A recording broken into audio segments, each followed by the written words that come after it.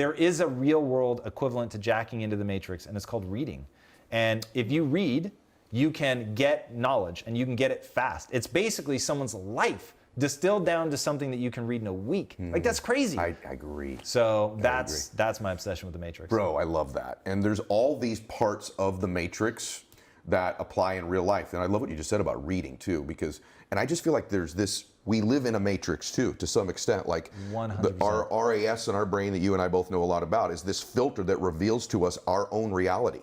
And the more that we can begin to understand how our brain works and what we see, what we believe strongly reveals itself to us, the more we would take greater control of our beliefs. And so I'm a believer though that there's this chase that you have in life where you're chasing your vision, all the positive, warm vibe stuff. I also believe that there's two great motivators. There's the gain pleasure, there's to avoid pain, right? For me, oddly, the greater motivator many times in my life was avoidance of pain. And just in hearing your story, just got chills again. And hearing your story, I think you tap into that a lot too. So talk about that concept for people to understand how to leverage pain, or what you, I think, called the dark place. The darkness. Can you talk about that for a second? Yeah, so like you said, there really are only two macro level motivators that we have in life, and that's pleasure and pain. And so what I want people to understand is, okay, so if nature only gave you two things to motivate you, pleasure and pain, why would you eliminate half of them? And so most people think that life is about avoiding the pain. I'm here to tell you right now, in a very controlled fashion, it is about really experiencing the pain, learning from it. So Ray Dalio, the most successful hedge fund manager of all time, has a perfect math equation. Pain plus reflection equals progress. If you don't feel the pain, you never reflect on it. So my thing is, I spend 80% of my time focused on the beautiful things in my life, the things I'm grateful for, the beautiful things that I want to bring into existence, all of it. 20% of the time, though, I'm in the darkness, man. I'm in that Tim Grover, relentless, I'm going to make this happen if I have to break myself. And I'm not afraid to lean into that because I know how powerful it is. Now, if you really want to put numbers how powerful this is, they did a study and they wanted to find out what happens, how can we get people to endure more pain? And the punchline is hilarious. So they would take people and they would submerge their arm in a bucket of ice, and they would just hold it there as long as you can. Now, at first it's just cold, but after a while it really starts to hurt. And so people would end up yanking their arms out. They found that people could hold their arm in the bucket 35% longer if you let them display anger. So put it in, they get to that point where they're about to pull it out, and you tell them, yell, cuss, do whatever you need to, and they'd be able to do it. The expression of intensity, even what I'm doing right now, I can feel myself ready, right? I'm ready to strike, my muscles are tense, I've got a different posture, I bring my chin down, there's intensity in my eyes. Like, dude, I'm now feeling that because I'm so embodying it, right? So it makes me really feel that. And so I actually started to tell the story earlier. I hate the gym. But what I would do to make myself work out is my wife would be on the opposite side of the gym, and I would stare at her, and I would imagine her being attacked. And I would imagine her being attacked by people bigger than me, and that the only way that I could fight them off was to get stronger. There was nothing beautiful in it. I was not worried about aesthetics. I was worried about saving my wife. And by stepping into that dark place, and because people are like, what are you doing? But dude, I needed that motivation to push past what I want, to push past pain, boredom, all of it, and just to really get into it and get a result.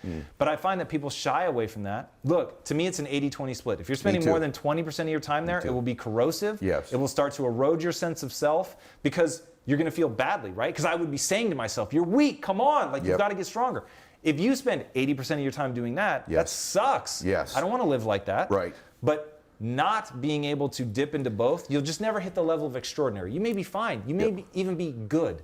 But you're never going to be great. I don't even think you're ever going to be completely happy, and I'll tell you why.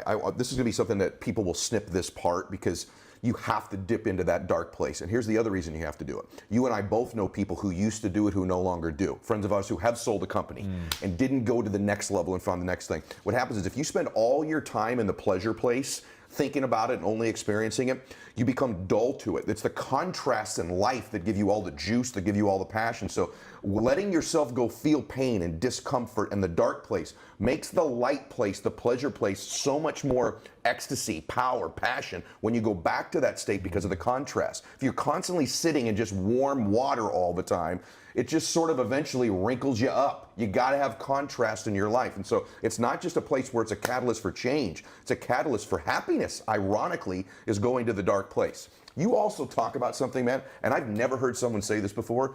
Maybe I need to be reading more, okay? You and I are both workout guys. You get in there sort of reluctantly, but you also have talked, exponentially about what a catalyst it's been in your life, right? But I want you to talk about that. But inside that, see, I work on my meditation, on getting in a quiet place. It's not something I do well. It's not something that a lot of the achievers I know can do by emptying their mind all the time because they're going. And you said something I watched recently where you talked about Thinkitating. Thinkitating. Oh my gosh, is this going to be huge for some of you right here. So tell them what thinkitating is as it relates to working out too. You can go to that space because this is, to me, a cutting edge, modern, elite separator description that I had never heard before, and I'm using it now, so go ahead. I didn't know what it was called, but I was using it.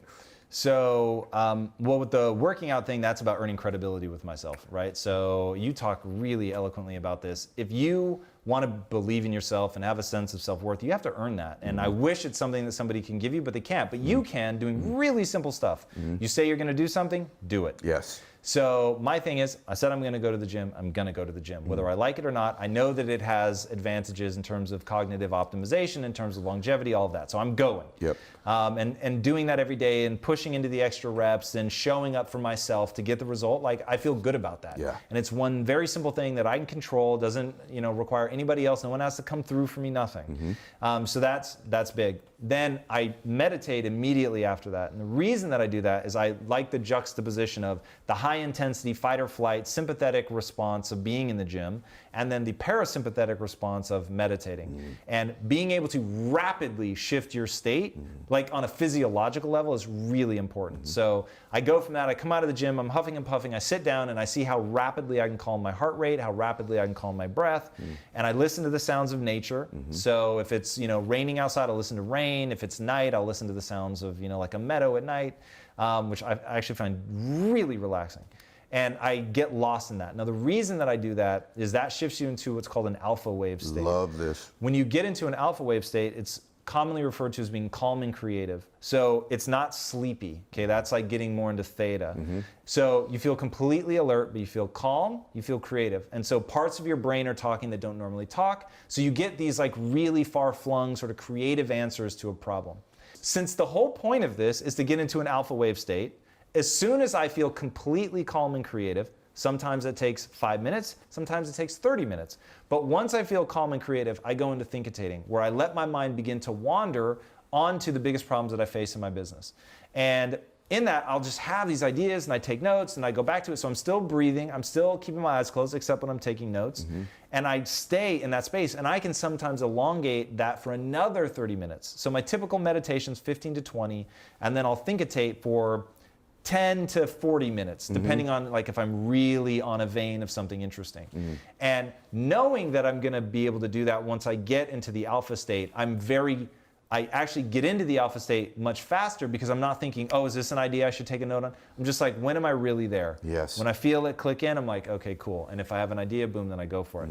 So that's been transformative to my business. It's transformative to me. I've done it from time to time, but I've resisted it because of that other learning. Right. And the more I thought through when you started teaching, I went, my gosh, some of my idea to do this, even though Tony had encouraged me to do it, came in one of those moments and the vision for it. Had I not taken action, written it down, went through all of the thoughts I had a chance when I was young, I'll just share this with you. When I was much younger, I ended up running into Wayne Dyer on a beach in Maui early in the morning. Isn't that crazy? Not bad. But along those lines, similar, because you're in that alpha state at this one point of sleep too, right, before you get there. And what happened was, he said to me, he goes, do you ever wake up in the middle of the night with wonderful ideas and inspiration? You probably heard this before, but he told me this just sitting there on the beach. I said, I do. And he says, what do you usually do when you do that? Because I was asking about writing books like you and I were talking before. And he said, well, that's the morning inspiration. That's the divine waking you. The worst thing you could do is go back to sleep. And it's an invitation to be creative at that time. And he says, so what I do is I get up and I write until I can no longer write in those moments before. And so I thought that was only during sleep that would happen, at that first stage of sleep, and now I'm learning that I can get in that state as I meditate after I work out. It's freaking brilliant, and you should talk about it more, because I don't hear other people talking about that. Wow. It's brilliant, brother. So let me ask you a couple things about you for a few minutes. We're gonna not have that much more time left, but I now want people to feel like I'm at lunch with Tom, and I want to learn things from him. A, what makes you happy? The easy answer and the most truthful answer is time with my wife. The other answer to what makes me happy, there's really two things. So time with my wife, and then the pursuit, which I'll put in all caps, right? Yep. So the pursuit of whatever, the pursuit of getting better, the pursuit of impacting the world, the pursuit of building something big that matters. The pursuit, maybe I never get it. I don't care about that. I care about the pursuit. I care about whether sincerely I'm actually trying to make it happen. Not bullshitting, not just like empty dreams, but like for real. I'm actually giving myself over to this. And I spent a lot of time in the inner cities. I big brothered for this one kid for 8.5 years, completely changed my life. And then having 1,400 employees and about 1,000 of which grew up hard in the inner cities. Hard, I mean, most of them grew up in Compton. I mean, it was just some of the most extraordinary stories I've ever heard. And I realized that those people are as extraordinary as anybody. Barack Obama, Oprah Winfrey, Tony Robbins, like all those same raw materials exist in people in the inner cities that nobody believes in, nobody think will ever go anywhere. And they won't because they don't believe in themselves. And so we were talking at our most honest, like what are we really driven by? And I'm driven by that moment of awakening, which I had in my own life where I finally realized, wait, I can learn new things. So just because I'm not good today doesn't mean I can't be good tomorrow. And that filled me with so much excitement. I want to see that in other people. And I want to see what the world looks like when other people realize, wait a second, that Steve Jobs quote that the world is made by people no smarter than you is actually true. Yeah. And so if you're believing that these people are smarter than you because you did bad on your SATs, I'm just going to tell you right now, stop.